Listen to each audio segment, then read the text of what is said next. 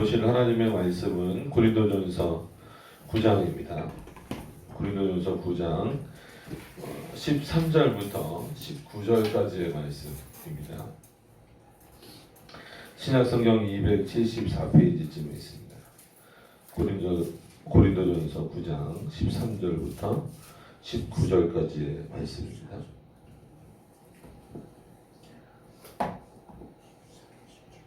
제가 분독해 드리도록 하겠습니다. 성전의 일을 하는 이들은 성전에서 나는 것을 먹으며 제단을 모시는 이들은 제단과 함께 나누는 것을 너희가 알지 못하느냐. 이와 같이 주께서도 복음 전하는 자들이 복음으로 말미암아 살리라 명하셨느니라. 그러나 내가 이것을 하나도 쓰지 아니하였고 또 이 말을 쓰는 것은 내게 이같이 하여 달라는 것이 아니라 내가 차라리 죽을지언정. 그리고 좀 이렇게 삭제되어 있죠. 이거는 어떤 의미인지를 좀 이해를 하시면 보셔야 될 것 같습니다. 누구든지 내 자랑하는 것을 헛된 대로 돌리지 못하게 하리라. 내가 복음을 전할지라도 자랑할 것이 없음은 내가 부득불할 임이니라. 만일 복음을 전하지 아니하면 내게 화가 있을 것이미로라. 내가 내 임의로 이것을 행하면 상을 얻으려니와 임의로 아니한다 할지라도 나는 직분을 맡아노라. 그런즉 내 상이 무엇이냐? 내가 복음을 전할 때 값없이 전하고 복음으로 인하여 내게 있는 권을 다 쓰지 아니하는 것이 이것이로라. 내가 모든 사람에게 자유하였으나 스스로 모든 사람에게 종된 것은 더 많은 사람을 얻고자 함이라. 아멘. 다 아시는 내용이지만 늘 설교를 시작하기 전에 다시 한 번 더 고린도의 배경을 말씀드릴 수밖에 없는 것은 그만큼 어떤 예를 들어서 뭐 고린도전서면 고린도전서 바울도 여러 성경을 이제 썼잖아요. 이제 그러면 그 어떤 성경마다 가지고 있는 그 배경의 독특성이라고 할까요? 그 배경이 다 다르기도 하고 시대적 상황이랑 비슷하겠죠. 그럼에도 불구하고 어떤 지역적이고 또 이제 이런 특징들이 좀 있기 때문에 우리가 그것을 다시 한번 좀 확인하는 차원에서, 왜냐하면 우리가 보기에는 비슷비슷한 내용일지 몰라도 바울은 그런 내용들을 이미 전제하고 이렇게 말씀을 하고 있기 때문에 그렇습니다. 그럼 고린도 교회를 차분히 우리가 다시 한 번 더 정리를 해보면, 굳이 무역도시였다 뭐였다 이것을 다시 언급할 필요는 없지만 우리가 최소한 8장 9장의 내용을 통해서 볼 때, 그럼 그들이 그것을 통해서 얻어낸 결과는 하나님을 충실하게 섬기고, 즉 예수 그리스도를 온전히 구주로 믿고 충실하게 섬기는 어떤 그런 삶의 모습보다는 하나님의 말씀보다 어떤 그 무역적 관계 이런 것들로 통하여서 거기서 이득을 취하고 이런 것들이 굉장히 많이 밝아져 있었기 때문에 하나님의 말씀이 올바로 세워지고 지켜지는 것에 있어서는 그렇게 크게 관심이 없는 거예요. 그러니까는 이 당시로 말하면 이제 예수 그리스도를 받아들인 자들을 그리스도인이라고 부르고, 여전히 그러니까 율법이 나쁜 건 아니지만 이 기준으로 봤을 때 구약의 어떤 그 율법, 그러니까 구약의 율법은 절대 모세를 통하여서 주신 율법이라든지 대표적으로 십계명이 되겠죠. 아니면 여러 선지자를 통해서 주신 그 율법이 온전한 율법입니다. 그러니까 율법을 생각하실 때에도 물론 그 안에서 그 온전한 율법이어도 시민법하고 이제 의식법은 폐지됐다. 그리고 영원한 도덕법만 남았다. 우리가 이건 다 이제 어느 정도는 알고 계시는데, 문제는 이 당시 사람들이 생각하고 있는 율법은 지금 우리가 그렇게 율법을 이제 칼빈이나 이런 종교개혁자들이 정해준 방식으로 그렇게 이해하기보다는 우리가 그 성경에 보시는 것처럼 장로의 유전이다라고 해가지고 성경에서 말하지 않은, 어떻게 보면 구약 성경을 통해서 이렇게 하나님이 선지자들 통해서 주시지 않은 그런 내용들을 굉장히 많이 붙였잖아요. 그래서 그걸 왜 그렇게 지켜야 됩니까? 라고 말했을 때 이거는 우리 장로들의 유전입니다. 그러니까 장로들의 전통입니다. 그래서 지금도 이스라엘 같은 경우는 뭐 그 율법의 개수가 뭐 300가지인가 3000가지인가 이렇게 된다고 하잖아요. 뭐는 안 되고 뭐는 안 되고. 그러니까 지금 기준으로 또 바꾸는 거예요. 그러니까 성경에 그런 게 나오지 않았음에도 불구하고 뭐 반경 1km, 반경 3km를 뭐 안식일 날을 벗어나면 안 된다.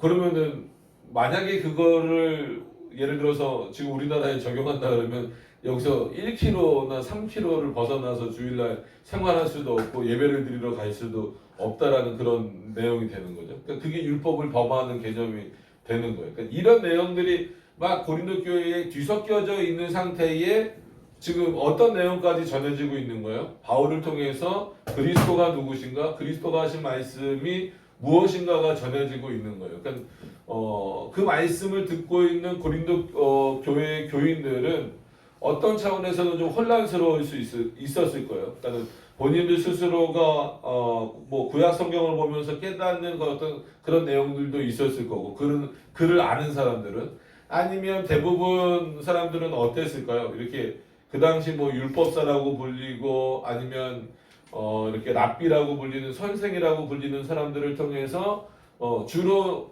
그리스도에 대한 복음보다도 그리고 구약의 정확한 그 복음과 형태만 다르지 똑같은 하나님의 계시로 주신 그 율법이 아닌 장로들의 율법이 전해져 이렇게 뭐라 그럴까요? 포함되어져 있는 그런 내용들을 많이 이제 듣게 되겠죠. 그러다 보니까 바울을 통해서 듣는 그리스도의 복음이 자기네들 안에서 이제 막 얽히고 설키는 어떤 그런 과정들이 생기는 거예요. 그런데다가 이 항구 도시의 특징으로 말미암아서 외부의 무역이 들어오면서 그냥 이 사는 삶에 이렇게 그 바쁘다 보니까 정작 하나님의 말씀이 옳고 그름 그리고 바울이 전하는 말이 옳은가 그른가에 대한 이런 거보다도 먼저 들었던 내용들이나 이런 내용들로 인하여서 오히려 바울을 판단하고자 하고 예수 그리스도의 말씀을 판단하고자 하는 그런 모습들을 보이게 된다라는 거죠. 그래서 우리가 지난 시간에 본 것처럼 바울이 갑자기 자기의 사도권을 변증하는데 그것은 이방 민족을 향해서도 그렇지만 어떤 의미에서 보면 그 당시 유대인들, 즉 그리스도인들로 개종된 사람, 조금 더 범위를 좁히면 뭐 유대인들도 되겠지만 오히려 그리스도인들로 이렇게 개종한 사람들을 향하여서 나도 사도다라는 것을 바울이 왜 증명하고 있을까라고 했을 때에는 많은 사람 지난 시간의 내용을 기억해 보시면 많은 사람들이 12사도와 바울을 비교할 때 어떤 사람은 바울을 더 12사도보다 높이는 사람들도 있었을 거고요. 또 어떤 면에서는 예수님이 보실 때 이 땅에 계실 때 주시지 않았는데 한마디로 사도로 부르지 않았는데 어떻게 너가 사도냐라는 어떤 그런 차원에서 이 12사도보다 물론 그 가룟 유다는 빼고 나중에 이제 그 추가된 한 명을 말하는 겁니다.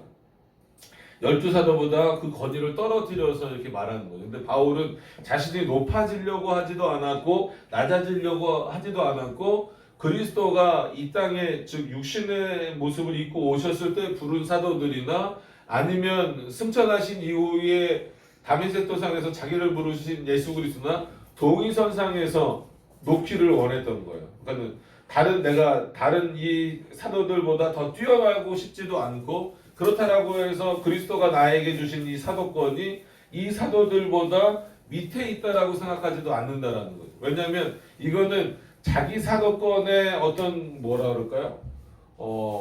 나는 사도다 이거를 변증하는 차원보다도 왜냐하면 앞에서 말씀을 전하는 자의 그 권위가 있잖아요. 그러면 받아들이는 사람들에게 있어서 내가 저 사도보다 못해 라고 생각하거나 저 사도보다 뛰어나 이러면 어떤 양극단의 그 또 혼란스러움이 야기될 수 있었기 때문에 바울은 늘 그 예수 그리스도가 부르신 12사도와 같은 권위로 부름받은 그래서 어떻게 그 증명할 수 없잖아요. 나머지 12명은 예수님께서 부르시고 나머지 이제 가룟유다가 그렇게 되고 나서는 제비뽑기하는 그 방식을 통해서 확인이 되는데 그러니까 객관적으로 우리가 객관적이다라고 말하는 그 객관 그래서 이런 표현을 하면서 바울이 이렇게 그 사도권의 변증을 하면서 지난 시간에 좀 말씀을 드렸어야 될 부분인데 이런 것들을 이제 설명하시면서 김영규 교수님이나 이런 분들이 과연 인간의 객관이 하나님의 객관보다 앞설 수 있느냐? 그러니까 신학적으로 따져봤을 때 바울 오히려 그런 차원에서 바울은 누구의 객관을 말하고 요구하고 있는 거냐면, 그러니까 듣고 있는 고린도 교회 교인들에게도 어떤 수준을 요구하는 거예요? 다른 사도들처럼 나도 여겨달라는 거란 말이에요. 그랬을 때 누구의 객관이냐면 당신들의 눈에 보이는 객관이 아니라 하나님의 객관이라는 거예요. 그러니까 그 표현을 들으면서 참 훌륭한 표현이고 정확한 얘기다. 그러니까 우리가 보기에는 객관적이지 않을 수 있잖아요. 그러니까 12사도를 부르는 방식하고 바울을 부르시는 방식이 12사도는 누가 보더라도 그 부르는 방식을 다 알게 하셨고 그 다음에 어쨌거나 공생에 3년 동안 함께 했기 때문에 저 사람들이 사도다라고 하는 것, 예수님의 제자다라고 하는 것을 모를 수가 없었단 말이에요. 근데 그리스도가 바울을 부르실 때에는 아무도 없을 때란 말이에요. 아무도 없을 때 부르셨어요. 그렇기 때문에 우리가 보기에는 그 객관성이 바울에게 있어서 결여돼 보일 수 있다라는 거예요. 그때 바울이 계속해서 그리스도가 나를 부르셨다, 그리스도가 나를 부르셨다라고 말하는 것은 인간의 객관이 아니라 하나님의 객관이다. 삼위일체 하나님의 객관이다.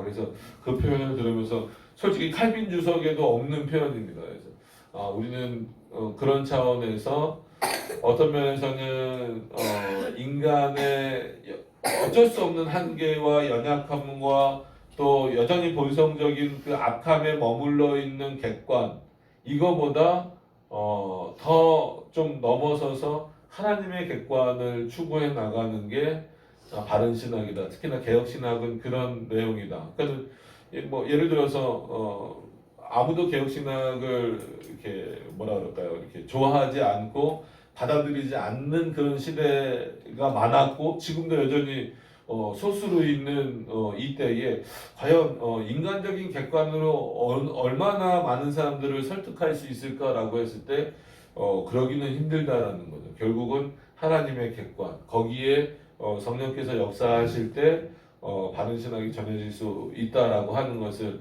우리가 늘 생각해야 된다는 거죠. 그러니까 그런 내용들과 쭉 이어지면서 어떤 면에서는 고린도 교회도 여전히 그런 차원에서 그러면 앞에 비교를 해보세요. 어쨌거나 이방 문화를 접하기 때문에 이방 신들을 전하는 자들도 있었을 거고 바울과 같은 사람도 있었을 거고 그리고 변형된 율법이라는 표현을 좀 쓸게요. 변형된 그런 율법을 전하는 그런 선생들과 뭐 랍비라고 불렀겠지만 그런 선생들과 같은 사람들이 있었어요.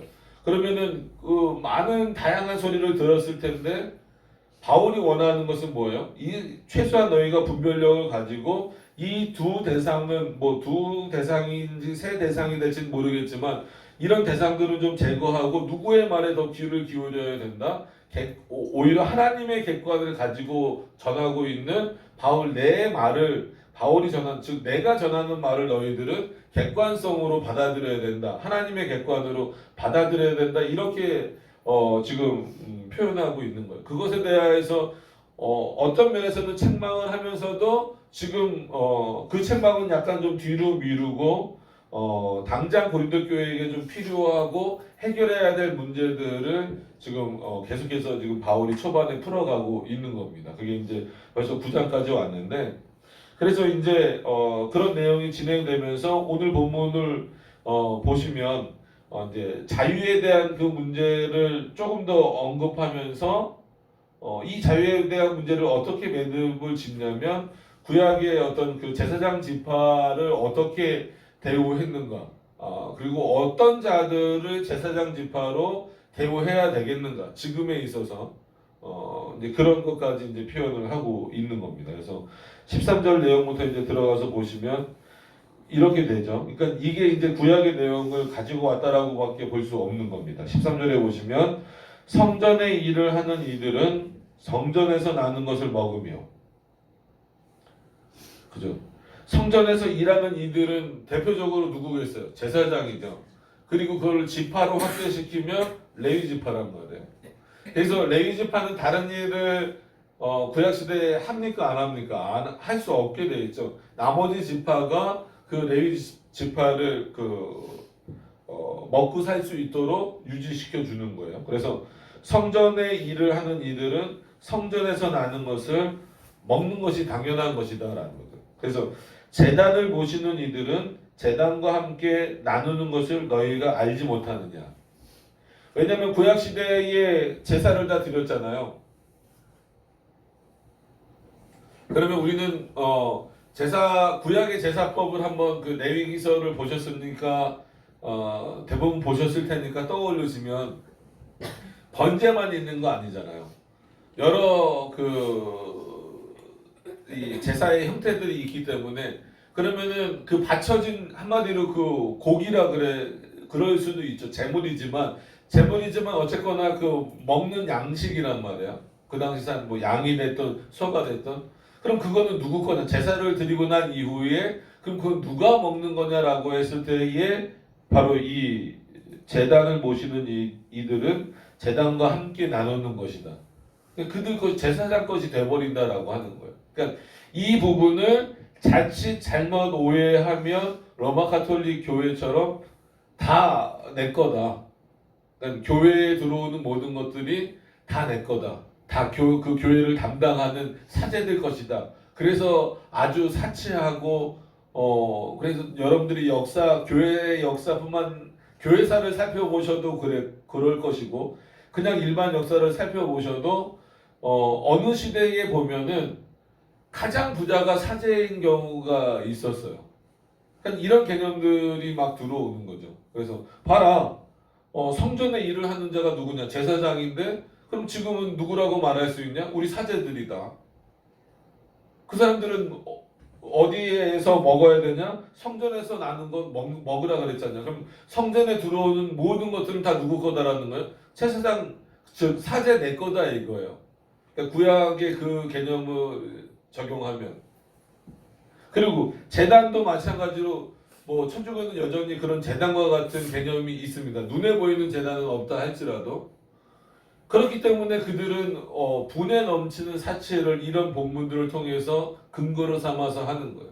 근데 바울은 뭐 칼빈도 여기서 주석을 하지만 분명히 뭘 말하고 있냐면 제사장들과 지금 목회자들 이 당시 말씀을 전하고 있는 바울과 같은 사람들 이거 칼빈의 표현이죠. 바울과 같은 사람을 아주 완전히 동일시할 수는 없다라는 거죠. 그래서 거기서 교리의 개성이 또 나오는 거예요. 지난 시간인가요? 지난 시간에 우리가 오후에 얘기하면서 사도권의 개성이 뭔가라고 했을 때 사도직이라고 하는 걸로 해서 교황직이 개성되는 게 아니라 말씀하시는 분이 똑같다라는 의미에서 사도권의 개성이 교리의 개성이다라고 말씀을 드렸잖아요. 그러면 구약의 율법과 신약의 복음이 다르지 않다라는 차원에서는 제사장이 하는 일을 지금 누가 하는 거예요? 바울이 하는 거고 지금 시대는 목사가 하는 거예요. 그럼에도 불구하고 그 직이 내려오는 건 아니기 때문에 지금 목사를 제사장이라고 부르면 될까요? 안 될까요? 안 되는 거예요.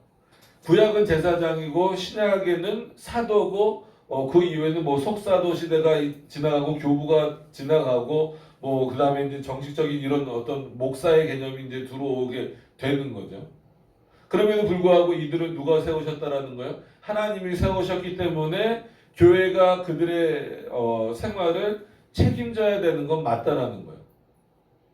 그럼 어떻게 책임져야 되느냐라고 했을 때에는 왜냐하면 칼빈 주석을 보실 때 왜 자꾸 로마 가톨릭 얘기가 그렇게 많이 나오냐면 그럴 수밖에 없죠. 왜냐하면 그 칼빈 시대 상황 자체가 엄청난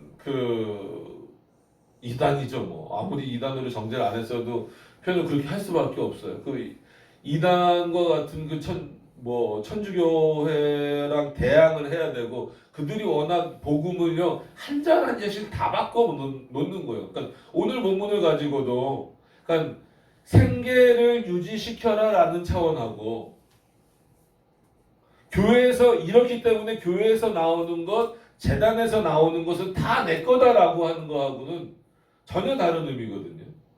어떤 의미인지 아시겠죠? 그래서 바울이 칼빈이 주석을 하면서 그런 의미가 아니라 그렇게 다 가져가라는 의미가 아니라 최소한 교회가 목회자들이 먹고 살 수 있는 그래서 그들이 하나님의 일을 할 수 있도록 그러니까 구약의 레위 지파가 즉 제사장들이 뭐 했어요? 여러분 제사장들이 했던 일이 뭡니까? 날마다 제사 드리고 진짜 성전을 돌보고 성막 시대 때는 그 성막을 돌보고 뭐 이런 일들을 했단 말이에요.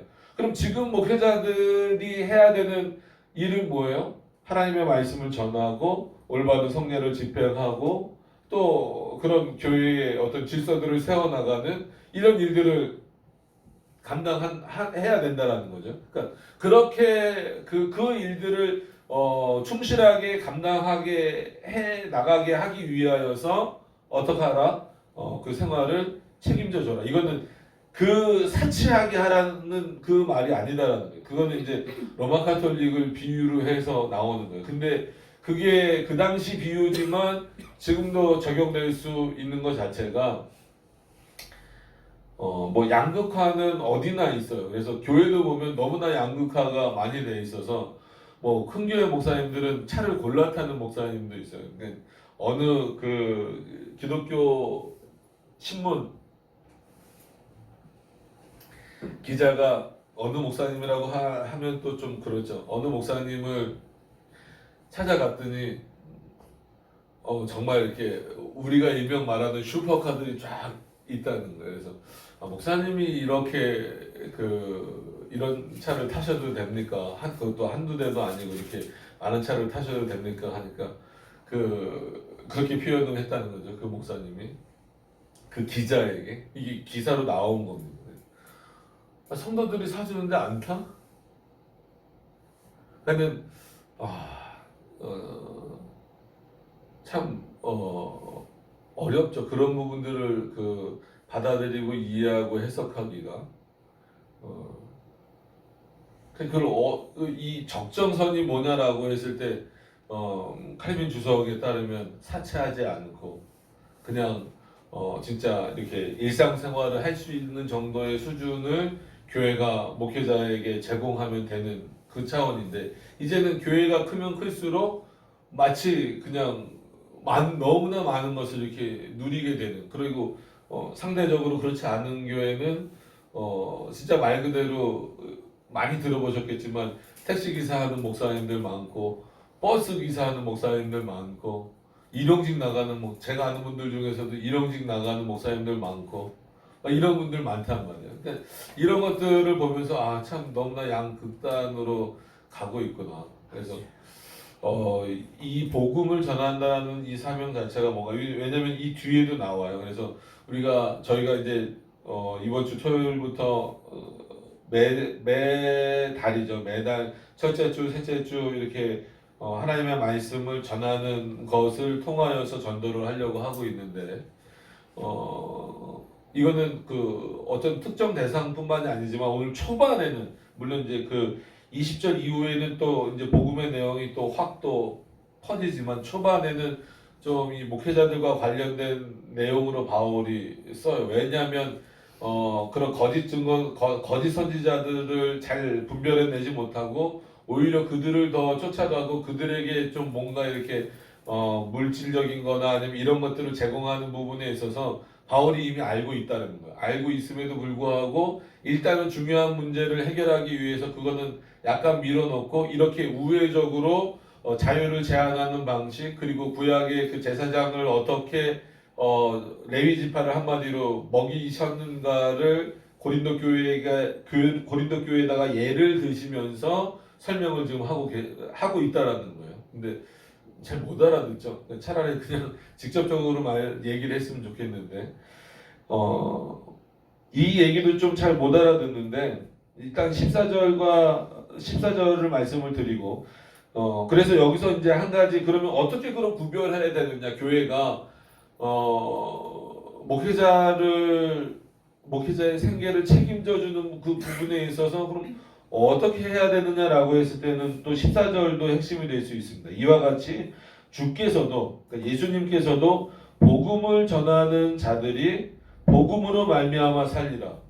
그 복음만 전하면서 어떻게 살겠습니까? 한마디로 밥도 먹고 가정도 유지하고 그렇기 때문에 그 칼빈은 이것을 어떻게 해석하냐면 제사장들을 다른 지파들이 먹이라고 주께서 명령하셨다. 그러니까 하나님이 명령하셨다라고 쓸 수도 있지만 주께서 그러니까 삼일체 개념이 거기 다 들어있는 겁니다. 그러니까 구약에 예수 그리스도가 어딨냐라고 자꾸 말하면 안 된다라고 여러 번 말씀드리는 게 칼빈은 의도적인 표현인 거죠. 그러니까 하나님께서 아니면 성부께서 그렇게 표현하실 수도 있는데 물론 이 본문을 그 본문의 의미를 살린 것도 있지만 주께서 제사장들을 어떻게 먹이게 하셨느냐. 그럼 지금도 그 사람들이 정당하게 먹으려면 그들이 어디에 머물러 있어야 되냐라고 하냐면 복음을 전하는 데 머물러 있어야 된다라는 거예요. 그러니까 마찬가지로 거꾸로 그러니까 구약의 제사장들이 성전을 돌보는 일도 하지 않고 제사를 지내는 일도 하지 않으면서 우리를 먹여달라라고 말한다면 그것도 하나님이 기뻐하시는 일이 아닌 것처럼 하나님의 말씀을 전하고 성례를 집행하고 교회의 질서를 세워나가고 이끌어 나가는 일을 하지 않고 교회로 하여금 내 생활을 책임져 달라고 말하는 것 또한 그거는 하나님이 기뻐하시지 않는다는 거죠. 여전히 그때 예를 들 때도 칼빈은 로마 카톨릭을 드는 거예요. 그 사람들은 이거를 근거로 해서 전혀 복음적이지 않은 일을 하고 있음에도 불구하고 가장 많은 것을 주의해서 아주 사치스럽게 살고 있다라고 하는 거죠. 그러니까 이런 부분들을 우리가 서로가 잘 분별할 수 있어야 된다라는 거예요. 근데 바울이 이 부분이 이제 조금 어려워요. 어렵다라는 게 이걸 어떻게 적용해야 될까 고민을 많이 하는 분들이 있어요. 저도 맨 처음에 볼 때는 그랬고, 근데 이제 뭐 주석에서는 좀 명쾌하게 표현을 하고 있죠. 15절을 보시면 그렇습니다. 그러나라는 의미는 뭐예요? 내가 이렇게 할 수 있다. 너희들에게 정당하게 말 그대로 복음을 전하는 자이기 때문에 정당하게 내 생활을 책임져 줘라라고 요청할 수 있다. 그러나 내가 이것을 하나도 쓰지 아니하였고, 그러니까 너희들로부터 뭘 받은 게 없다 이거예요.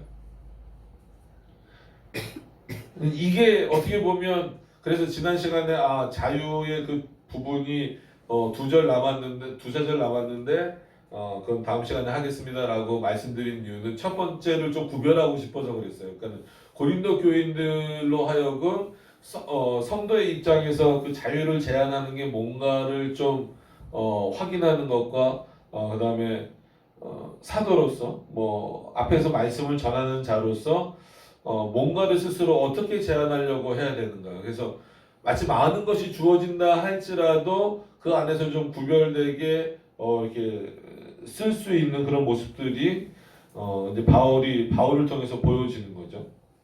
그러니까 이걸 가지고 또 극단적으로 가서 바울은 아예 안 받고 살았으니까 다 전부 다 자비량으로 다 했다. 그래서 난 바울처럼 하기 위해서 자비량 목회를 하겠다. 뭐 이런 개념으로 시작한 분들이 많아요. 근데 결국은 그럼 어떻게 생계를 유지합니까? 결국은 그럼 본인이 돈을 벌러 나가든지 아니면 뭐 다른 방법을 쓸 수밖에 없는 거죠. 근데 성경에 잘 보시면 빌립보서나 이런 데 보면 그들이 나를 도왔다라고 했을 때 기도로만 돕는 것이 아니라 물질로도 도왔다라는 거예요. 그러면은 그 빌립보 교인들에게는 뭘 받았다라는 거예요? 그러니까 단순히 돈을 받았다라는 게 아니라 바울이 생계를 유지할 수 있는 그런 물질을 받았다라는 거예요. 그러나 지금 이런 상태에 있는 고린도 교회 너희들에게는 받지 않겠다라는 거예요. 그러니까 이 부분을 오해해서 바울은 그냥 자비량으로 했으니까 가장 훌륭한 목회 그리고 가장 훌륭한 목사는 스스로 생계를 책임지는 목사구나라고 또 거꾸로 오해하시면 안 됩니다. 분명히 바울도 그렇게 했어요. 그러나 지금 고린도 교회는 너무나 그 우리가 1장부터 봐왔듯이 복음으로 제대로 세워져 가고 있지 않고 어떤 그 분별력 없이 막 가고 있고 오히려 뭐 우리가 에스겔에서 보는 것처럼 거짓 선지자들의 말을 듣고 있는 너희들로부터는 뭘 받고 싶지 않다라는 거야. 한마디로 생계를 유지하는 이 내용들을 받고 싶지 않다라는 거야. 그럼에도 불구하고 나는 무슨 일을 계속하겠다라는 거야. 그리스도의 복음을 전하는 일은 계속하겠다라는 거죠.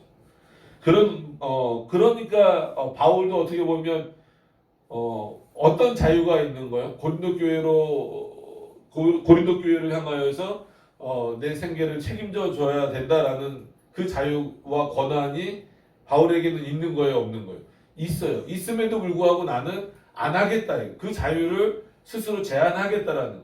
그래서 바울 스스로가 제한하는 모습을 통하여서 너희 고린도 교회가 더 너희들에게 주어졌던 자유를 제한하고 어디로 돌아오라고? 그리스도의 복음으로 돌아오라는 차원에서 내가 너희들로부터 도움을 받지 않겠다라는 표현입니다.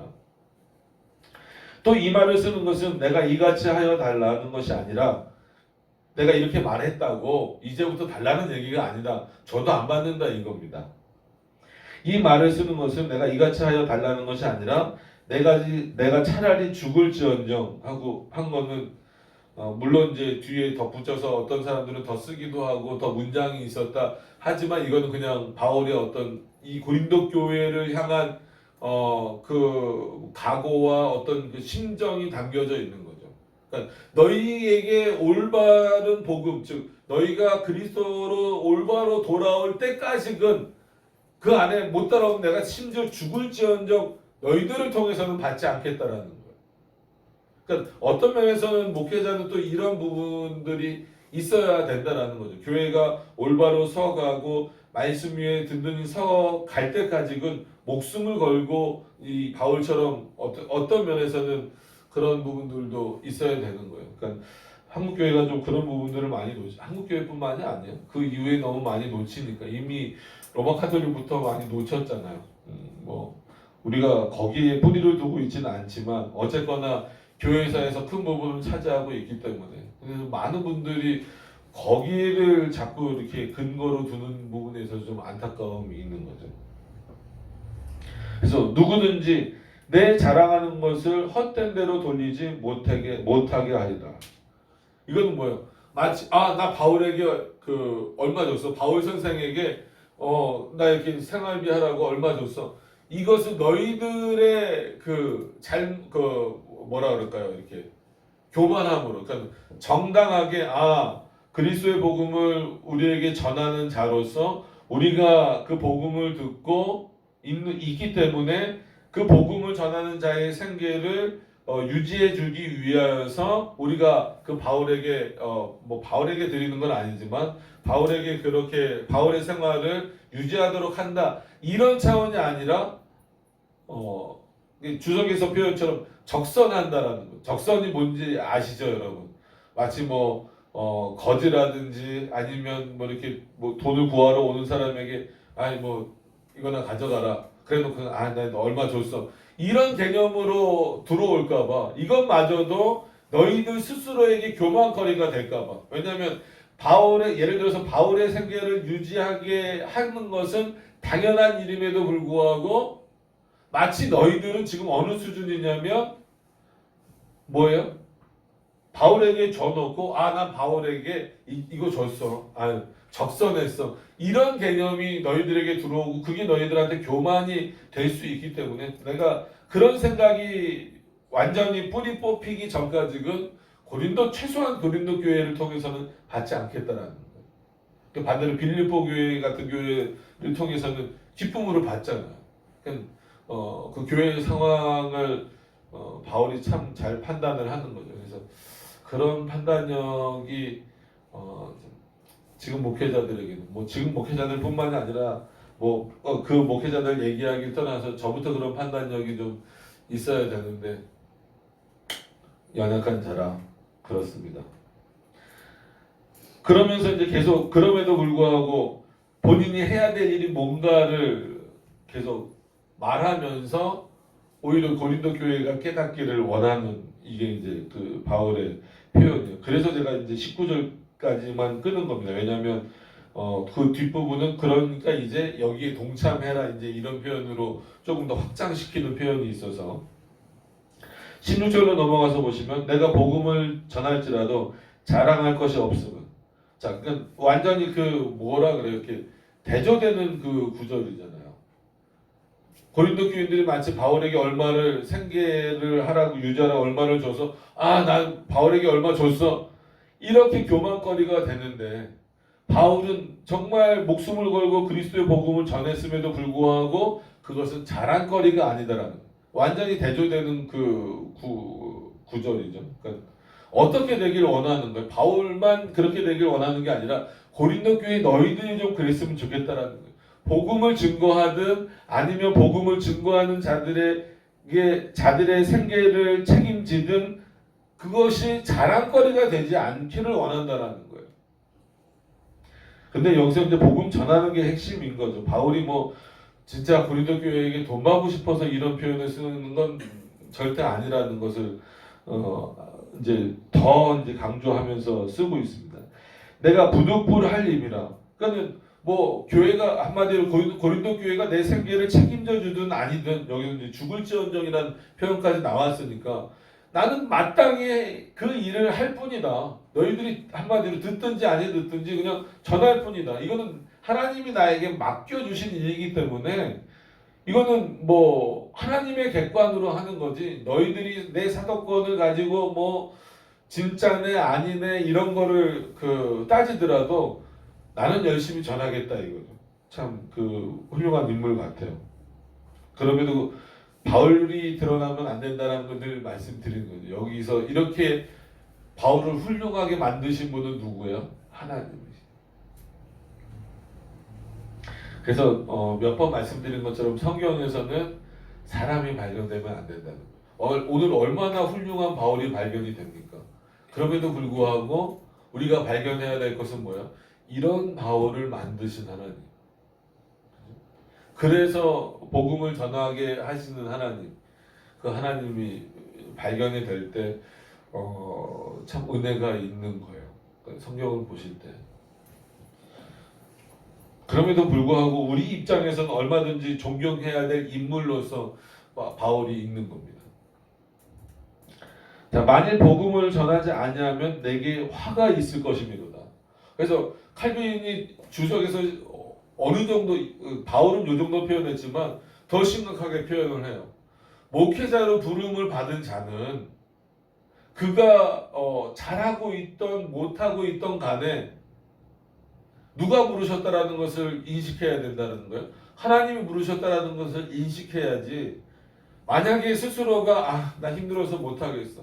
그러니까 그런 이제 목사님들끼리 만나면 그런 경우 많아. 너무 힘들어요. 그래서 뭐 한마디로 목회를 좀 그만하고 다른 일을 뭐 하려고 계획 중이다. 뭐 이런 분들도 막 있고 그런데 칼빈은 그런 부분에 있어서 좀 굉장히 단호합니다. 어쨌거나 하나님으로부터 부름을 받았다면 당신이 지금 잘하고 있던 아니면 뭔가 좀 부족한 게 있더라도 그 연약함이 있더라도 그렇게 하고 있더라도 그 말씀을 전하지 않는 것이 더 큰 죄다라는 거예요. 그러니까 연약함을 갖고 있다, 부족함을 갖고 있다, 아니면 이래도 안 되겠는데, 그러니까 뭐 지금 시대로 얘기하면 뭐 예를 들어서 개척했는데 성도들이 안 오네, 몇 년이 지나도 안 오네, 이건 하나님의 뜻이 아닌가, 다른 거 해야 되나, 그만둬야 되겠다. 이거는 엄청나게 하나님 앞에서 큰 죄다라는 거예요. 그러니까 하나님이 부르셨다라고 하는 것을 지금은 뭐 예를 들어서 뭐 어느 학교 나왔냐 그래서 저희도 주보에 저에 대해서 어쩔 수 없어요. 요즘엔 너무나 이단들이 많고 또 잘못된 신학교들이 많고 그렇기 때문에 뭐 늘 말씀드리는 것처럼 6개월 과정도 있고요. 제가 본 것 중에는 제일 빠른 건 2개월 속성 과정. 이 2달 배워가지고 어떻게 목사가 될 수 있을까?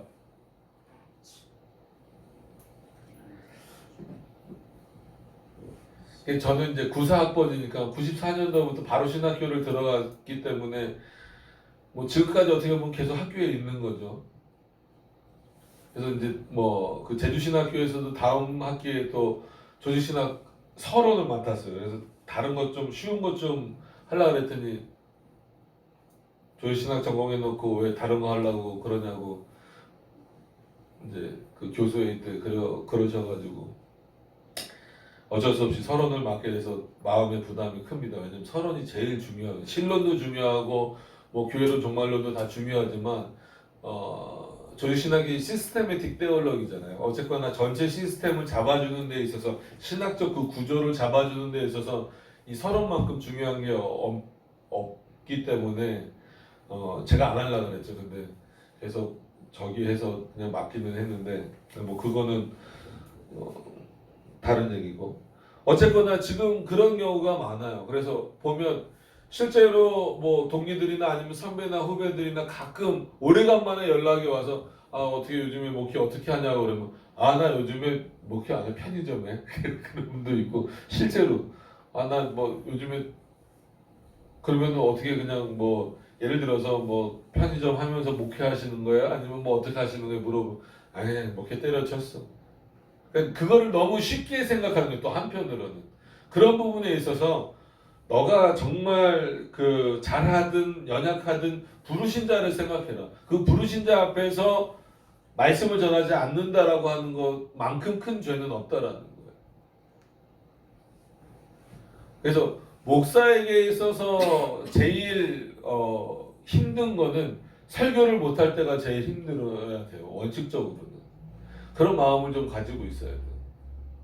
그래서 오히려 어떤 목사님들은 이렇게 얘기 들어보면 너무나 이제 큰 교회 뭐 부목사나 이렇게 부교육자로 있을 때 뭐가 제일 힘들었냐라고 하면은 설교를 못할 때.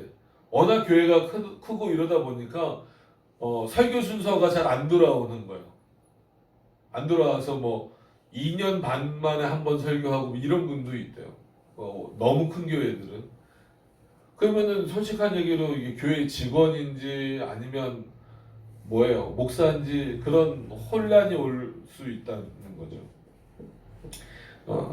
그렇게 이제 강하게 표현을 하는 겁니다. 그래서 화가 있을지어다 했을 때 이 화가 뭐냐라고 했을 때 이 화는 하나님이 목회자에게 말씀 전하는 사명을 주셨음에도 불구하고 그 일을 하지 않은 것이 얼마나 큰 죄인지를 알게 하신다는 거죠.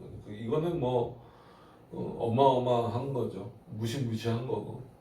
그렇기 때문에 특히나 목회자로 부름을 받은 사람들은 한마디로 목숨을 걸어야 돼요. 그래서 이 죽을지언정이라는 여기에 오늘도 본문을 보면서 저도 감정이 이입이 확 돼서 너무나 감정을 내가 이입하나 설교를 준비하면서 좀 그랬어요. 그래서 좀 거기서 좀 빠져나오고 객관적으로 전체를 좀 보려고 이렇게 좀 했습니다. 그러면서 바울이 조금 더 이제 계속해서 진행을 하는데 어떻게 보면 더 이제 깊은 내용으로 들어가는 거예요. 어떤 차원에서 깊은 거냐면 이 복음이 복음 전하는 것이 그만큼 중요하다. 근데 그게 아무것도 아니다.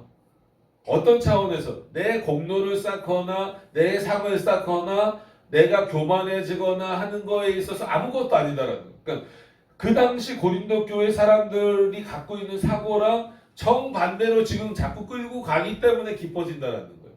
이 당시 고린도 교회 사람들은 지금으로 보면 마치 알빈얀주의자들처럼 마치 내가 이렇게 하면 공로를 더 쌓는 거겠지. 선한 일을 하면 뭐 착한 일을 하면 구원받겠지. 이런 어떤 사고가 더 많았다라는 거예요. 그럼 유대교적이고 이방적인 사고가 더 많았기 때문에 바울은 조금 더 강하게 표현을 하는 겁니다. 17절에도 보시면 내가 내 임의로 이것을 행하면 상을 얻으려니와 임의로 아니한다 할지라도 나는 직분을 맡아노라. 여기서 이 상도 상이라고 표현했다 그래서 무조건 좋은 게 아닙니다. 마땅히 해야 될 일을 한 것뿐인데 그것을 상으로 여긴다라는 것 자체가 문제다라는 것을 말하고 있는 표현이다라고 칼빈은 이해하고 있어요. 그러면서 그 뒷부분에 오히려 바울이 얘기하고 싶은 내용이 있다는 거. 그게 뭐예요? 임의로 아니한다 할지라도 나는 직분을 맡아노라. 맡았으면은 어떤 일이 있든지 간에 어떤 그 상황이든지 간에 너가 해야 될 일, 하나님이 맡겨주신 일을 하라는 거예요. 좀 많이 오늘 본문 같은 경우는 제 스스로가 많은 부분을 깨닫고 있는 그런 부분이에요. 그래서 이런 본문을 보시면서 난 목사 아니니까 이렇게 생각하시지 말고 복음을 전한다라고 하는 것이 뭘까? 전도라고 하는 것이 뭘까라고 했을 때 어떤 면에서는 여러분들도 뭐 저처럼 목사와 같은 직분을 받지는 않으셨어도 우리가 만인 제사장을 생각할 때 이런 부분을 생각하시면서 복음을 전하는 것 자체가 반드시 해야 되는 일이지만 또 목사만 해야 되는 일이 아니고 교회 회원으로서 또 성도로서 당연히 해야 되는 일이지만 그게 내가 상을 받으려고 하거나 자랑거리가 되려고 하는 것은 아니구나. 이렇게 바울처럼 정말 죽음을 각오하고 나서라도 때로는 자신의 자유를 스스로가 제한해 가면서까지도 이렇게 복음을 전하는 일이 중요한 거구나. 그런 직분을 하나님이 우리들에게 다 주셨구나. 사명으로 주셨구나. 그래서 오늘 본문도 복음 전파의 사명이라고 한 것은 물론 목회자들에게 좀 집중된 표현이긴 합니다. 오늘은. 그럼에도 불구하고 지금 보편적으로 우리가 교회에다 적용할 수 있는 것은 우리 모두가 다 이런 사명을 하나님이 주셨다라는 거예요. 또 마태복음의 근거에서 보면은 가서 제자를 삼으라라고 하면서 명령으로 말씀하신단 말이에요. 그럼 결국은 명령이라고 하는 것은 반드시 해야 될 일이면서 그럼 그 해야 될 일은 뭐냐면 우리에게 맡겨진 사명이라는 거예요. 그래서 어떤 면에서는 그래서 성도님들이 더 존경스러운 게 목사는 그냥 말씀 전하는 일만 열심히 하면 되는 거예요. 근데 일반 성도는 어떻게 보면 세상에서 또 하나님이 그 맡겨주신 일이 있단 말이에요. 일반 은총 가운데 그 일을 하면서 동시에 또 어떤 사명이 있는 거예요? 마치 목사와 같이 복음을 전하는 사명이 있는 거예요. 그래서 그냥 뭐 단어로 표현할 때도 저희도 뭐 영어로 써놓지는 않았지만 파스토럴이라는 단어보다 미니스터라는 개념을 조금 더 좋아한다라고. 그리고 우리 개혁신학을 하는 사람들은 미니스터 개념을 좀 더 목사들이 쓰는 게 좋다라고 했습니다. 왜냐하면 그 안에는 이제 그 서번트의 개념, 이렇게 섬긴다. 서번트는 이제 종이라는 개념이잖아요. 근데 이제 뭐 성도들이 종이 된다 이런 개념보다도 성도를 섬기는 어떤 그런 모습으로. 근데 이제 그 파스토의 개념은 이 직제 개념에서 이 사제 개념이 좀 강해요. 그래서 뭐 쓸 수 없다라는 거는 아니지만 그래도 좀 그런 것들을 피하는 방식으로서 그럼 우리가 목사를 어떻게 표현을 할까 했을 때 그냥 미니스터, 섬기는 자. 그러니까 그리스도 앞에서도 섬기는 자고 성도들 앞에서도 섬기는 자로 있는 게 좋다라는 그 차원에서 이제 뭐 이거는 어떤 용어를 쓴다고 뭐 잘못됐다 잘했다 이것은 아니지만 굳이 조금 더 그래도 하나님이 원하시는 게 뭘까라고 했을 때에는 미니스터의 개념이 더 강하지 않겠느냐 그런 생각을 좀 해봅니다. 이건 제 개인적인 생각입니다. 그래서 혹시 뭐 이제 다른 교회나 이런 데 보면 이제 파스토를 많이 쓰는 또 교회들이 있어요. 그 목사님들이 또 다 잘못됐다 이렇게 말씀하시면 또 안 됩니다. 자신의 얘기를 하는 거지만 지금 우리로 말할 때에는 우리 모두에게 이런 사명들이 있구나 라고 하는 것을 기억을 하셨으면 좋겠습니다. 그래서 18절에 또 이어서 보시면 그런즉 내 상이 무엇이냐. 참 그 물음 자체가 어떤 면에서 보면 굉장히 심오하죠.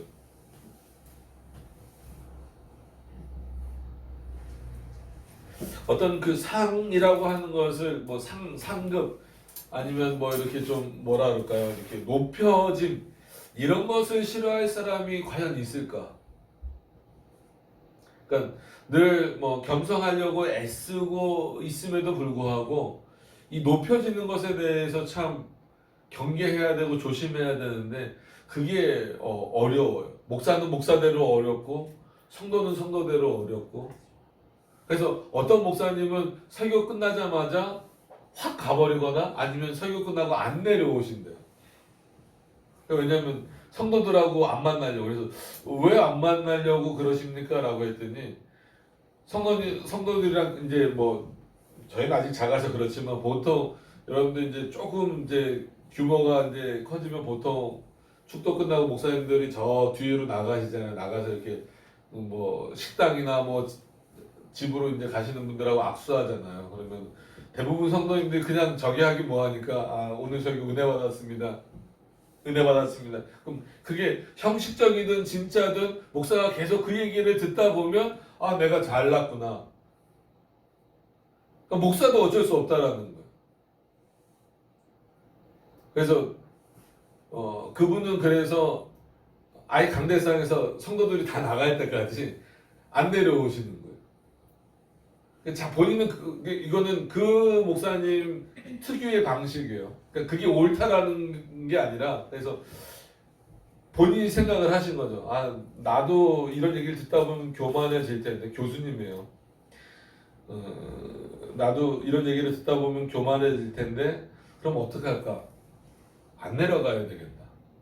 나중에 내려가야 돼. 근데 그것도 100% 피할 수는 없죠. 나중에라도 언제든 만나면 뭐 그럴 수 있으니까. 그러니까 그만큼 고민을 하는 거예요. 그래서 저는 그래야 된다라는 거를 말씀드리려는 게 아니라 그런 고민을 가지고 있는 게 어떤 면에서는 참 그래요. 나는 왜 그런 고민을 못했을까라는 생각을 많이 가져요.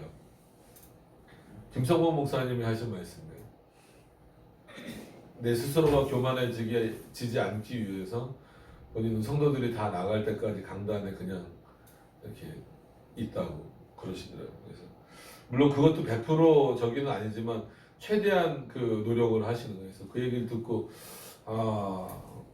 그래 왜 그런 생각을 못했을까? 나도 참 연약한데, 그러니까 이 높여지는 것에 대한 이 경계심을 늘 가져야 되는데 그러지 못했구나라는 생각들을 많이 가져요. 그러니까 이런 부분들을 보면서 내 상이 무엇이냐? 내가 복음을 전할 때에 값없이 전하고, 그러니까 바울이 묻고 그냥 바울이 대답하는 거잖아요. 그러면 그 상이 어떤 의미에서는 복음을 전하는 것 자체가 상이라는 거예요. 왜냐면 아무나 복음을 전할 수 없잖아요. 그죠? 그래서 우리가 지금 뭐 어쩔 수 없이 이번 주 토요일부터 시작하는 거니까 광고도 할 겸 또 이렇게 말씀을 계속해서 드리면 이렇게 정한 이유도 정한 것도 물론 우리의 어떤 그 지혜와 어떤 결과물이긴 하지만 중요한 것은 하나님 그런 마음을 주신 거란 말이에요. 이렇게 전도해 봅시다. 그런 의견이 나왔을 때 우리 같이 또 교인들이 동의했고 함께 하자고 했고 또 그렇게 하다 이렇게 준비해 오고 근데 이런 모든 과정들이 어떻게 보면 그거 자체가 이미 우리는 하나님의 은혜와 상급 안에 있는 것인데 이렇게 했으니까 뭔가 더 큰 게 주어지겠지 이렇게 생각하지 말라는 거예요. 여기서 바울이 복음을 전할 때 값없이 전하라라는 이 표현 자체가 복음이 값싸다라는 의미는 아니죠. 도저히 값으로 매길 수 없는 건데 그 복음을 전하면서 그것을 가지고 어떤 마치 뭐 복음 장사 세일즈 그래서 그 책 한번 그냥 훑어보시라고 소개시켜드린 책 있잖아요. 미국제 복음주의를 경계하라. 그 책이 아직 나오는지 모르겠어요. 좀 옛날 책인데 거기 보면 누가 그랬다 그러나 그 이제 미국의 유명한 목사님들 있잖아요. 그때 당시 이제 마이클 오튼이 쭉 쓰면서 미국에는 이제 기독교 방송도 많으니까 거기 나와서 나는 복음을 세일즈하는 사람이다 이렇게 했대요. 그런 표현을 썼대요. 그래서 난 복음을 세일즈하기 위해서 복음을 세일즈하기 위해서는 정말 그 어떤 방법도 가리지 않겠다 이렇게 썼다는 게 있어. 한편으로 들으면 마치 열정이 좋은 것처럼 들릴 수 있지만 또 한편으로 보면 마치 복음을 가지고 뭐 하겠다라는 거예요. 진짜 말 그대로 돈 벌겠다는 거예요. 그러니까 그것을 굉장히 좀 비판을 하면서 지금 미국이 이런 이 지경까지 왔다. 라는 표현을 미국제 복음주의라는 책이 뭐 한 10몇 년 전에 거의 20년 전에 나온 책임에도 그럼 지금은 오죽하겠어요. 그럼 한국 상황은 미국이 직접적인 영향을 많이 받는 나라인데 복음도 마찬가지로 얼마나 많이 그러겠어. 얼마나 많은 목사님들이 복음을 전하면서 마치 가치를 매기고 그걸 측정하는 어떤 그런 부분들이 좀 안타깝다는 거죠. 그래서 값없이 전한다라는 이 표현에서 참 많은 또 깨달음이 제 스스로도 있었어요. 전하고 복음으로 인하여 내게 있는 권을 다 쓰지 아니하는 이것입니다. 오히려 복음을 전하기 때문에 내가 여러 가지 많은 권한이 있고 여러 가지 많은 것들을 거꾸로 너희들한테 요구할 수 있어도 그렇게 하지 않겠다라는.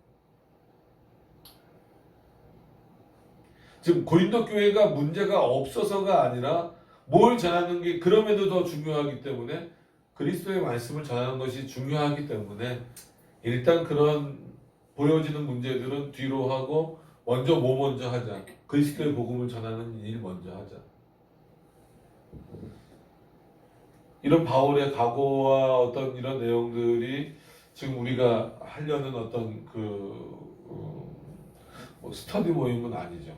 이 전도 모임이요. 전도 모임에 그런 마음으로 이렇게 동참을 하셨으면 좋을 것 같습니다. 그래서 단순히 어떤 그냥 전도의 도구로 사용되는 정도가 아니라 복음 전파의 사명이구나. 그런 어떤 의미가 좀 됐으면 하는 마음이 좀 있습니다. 그래서 19절도 이렇게 나와요. 내가 모든 사람에게 자유하였으나. 그렇죠. 바울처럼 자유로운 사람이 어디 있어요? 그 신분적으로도 그렇고 그의 위치적으로도 그렇고 그럼에도 불구하고 스스로 모든 사람의 종이 됐다.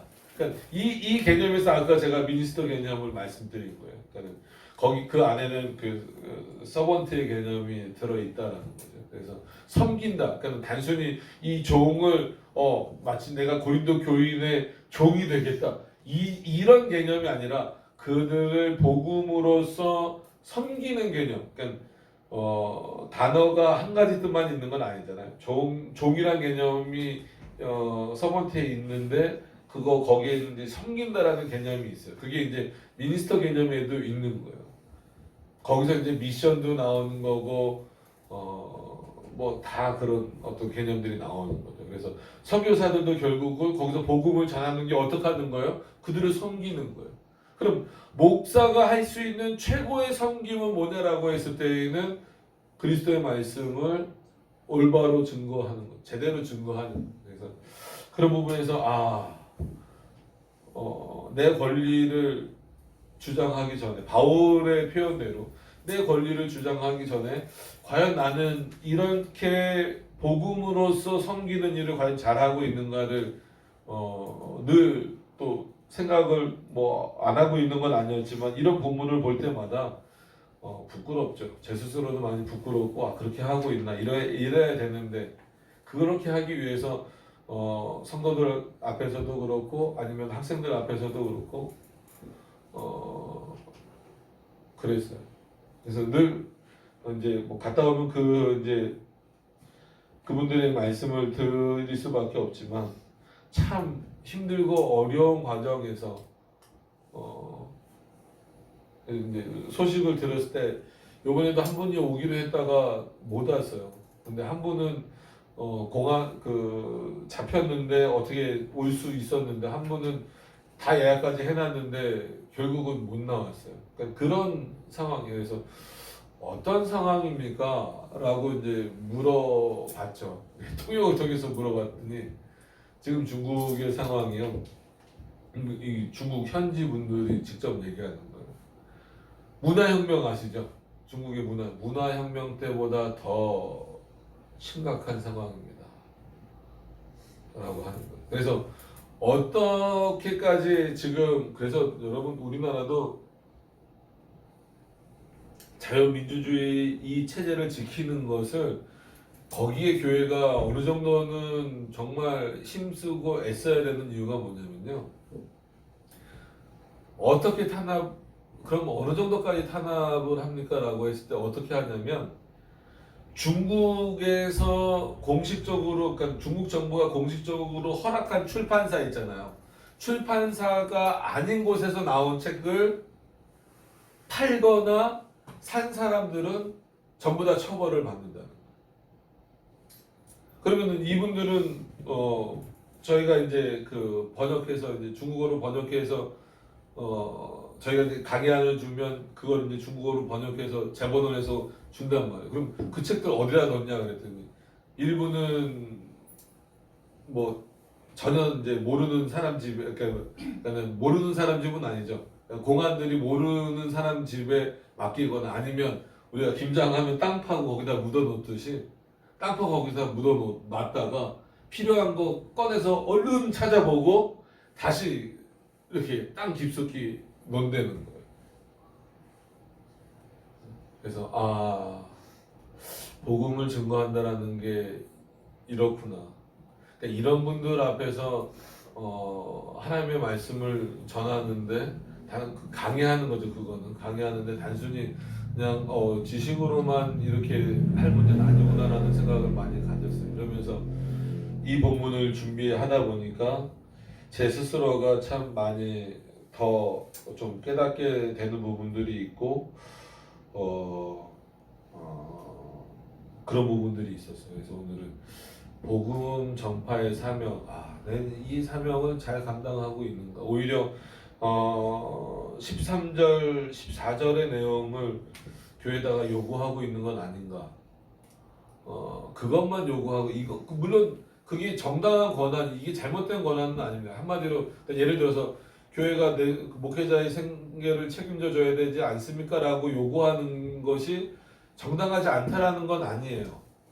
그럼에도 불구하고 바울은 그거보다도 물론 고린도 교회 상황이 그렇지만 그거보다도 내가 죽을지언정 나는 그거보다 복음 전하는 거예요. 그리고 오히려 많은 사람들에게 종이 돼서 더 많은 사람을 어떻게 해요? 마지막 부분이 이거 보고 여러분 성경을 보면서 때로는 이럴 때 감정이 북받쳐 올라서 한번 눈물이 날 수 있어야 되죠. 그런 차원에서 19절을 한번 좀 같이 우리가 한번 읽어봤으면 좋겠습니다. 이게 좀 저녁 때나 피곤하시고 그러시죠. 저도 아마 제가 앉아서 들으면 그럴 것 같은데 그래도 한번 자 우리 힘을 내셔서 19절 다 같이 한번 읽겠습니다. 시작. 내가 모든 사람에게 자유하였으나 스스로 모든 사람에게 종이 된 것은 더 많은 사람을 얻고자 합니다. 아멘. 그냥 이 표현을 보면서 그래 바울을 생각하지 않을 수가 없었어요. 물론 그 뒤에 역사하시는 하나님의 은혜가 정말 놀랍죠. 정말 나 아무것도 다 필요 없다. 복음을 전하는 일에만 목숨을 걸겠다. 그리고 내가 자유할 수 있고 요구할 수 있는 것들을 하지 않고 복음만 전하려는 이유는 사람들에게 종이 되기 위해서인데 왜 종이 되려냐면 그 종이 되는 일은 말씀드렸습니다. 말씀으로 섬기는 일이에요. 즉 복음을 전파하는 일을 멈추지 않겠다는. 왜 멈추지 않을 거냐면 그 일을 통하여서 더 많은 사람을 얻기 위해서. 내 사람을 만들겠다라는 건 아니죠. 그건 뭐예요? 그리스도인으로 돌이키게 하기 위하여서. 이게 목사에게 주신 사명이 아닌가. 그리고 이 시대의 교회에게 주신 사명이 아닌가. 그리고 꼭 말씀드렸지만 목사가 아니더라도 우리 여러분들에게 최소한 그리스도인으로 먼저 불러주신 여러분들에게 주신 사명이 아닌가. 우리가 마태복음 28장의 내용을 통해서만 복음 전파의 지상 명령을 생각하는 것이 아니라 오늘 이런 말씀들을 통하여서 내가 종이 되려고 하는 이유는 더 많은 사람을 얻고자 합니다. 이 부분에 있어서는 제가 원래 감정적이지 않거든요. 그러니까 눈물이 별로 없어요. 근데 이 부분은 설교를 준비하는데 울컥하는 마음이 있어요. 이런 마음이 오히려 오랜 나름 20년이 넘는 세월 동안 부교육자부터 시작해서 오면서 나에게 사그라든 게 아닌가 그런 생각을 많이 해봤습니다. 그래서 정말 섬기는 일, 복음 전파하는 일에 목숨을 걸어야 되겠구나. 그 일을 통해서 많은 사람을 얻는다. 그건 바울이 자기 사람 만들겠다라는 거 아니에요. 그리스도인이 되도록 하겠다라는 거. 그러니까 이게 복음 전파의 어떤 그 내용입니다. 그러니까 그런 내용들을 기억하셔서 이제 우리 교회도 그런 것에 이제 발맞춰서 여러 전도의 방법이 있지만 일단 좀 아주 이렇게 기초적인 내용들을 같이 이렇게 나누면서 좀 불신자들이나 아니면 좀 그 신앙의 성숙이 필요한 분들을 이렇게 좀 초청해서 함께 이렇게 공부하면서 말씀을 전하는 시간을 가지려고 하는 이 부분에 있어서 많이 기도해 주시고 저를 위해서도 기도해 주시고 또 많은 분들이 수고하고 계세요. 저 이렇게 프린트도 만들고 이렇게 이 뭐라 그래야 되나 포스터도 만들고 정말 제가 할 수 없는 영역 그런 것들 막 해주시고 그다음에 또 포털 사이트나 이런데 또 홍보해 주시고 이런 또 성도님들이 계셔서 하여튼 교회는 합력하여 선을 이루어가는 그런 차원이기 때문에 어떤 선이냐라고 했을 때는 결국은 하나님의 말씀을 이뤄나가는 선이다라는 것을 기억하시면서 오늘 말씀이 제겐 조금은 감정적으로 다가와서 좀 설교가 감정적으로 흘러갔었을 수도 있는데 다시 한번 여러분들이 또 차근차근 한번 이렇게 이 말씀을 보시면서 복음 전파의 사명이 우리에게 어떻게 지금도 유지되어져야 되고 그게 이렇게 표출되어져야 되는가에 대한 부분들을 깊이 한번 생각해 보실 수 있는 시간들이 됐으면 좋겠습니다. 우리 기도하도록 하겠습니다.